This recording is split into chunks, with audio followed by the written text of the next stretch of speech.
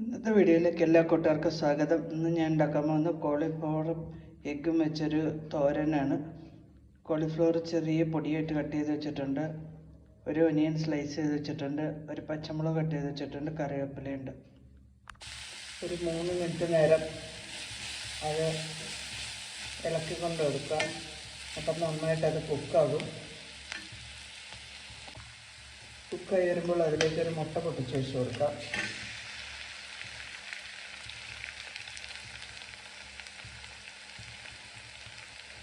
നന്നായിട്ട് ഇതുമായിട്ട് യോജിപ്പിച്ചെടുക്കാം.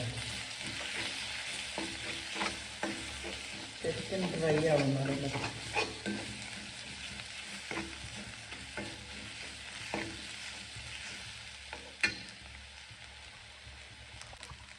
അങ്ങനെ കോളിഫ്ലവർ എഗ്ഗ് തോരൻ റെഡി ആയിട്ടുണ്ട്.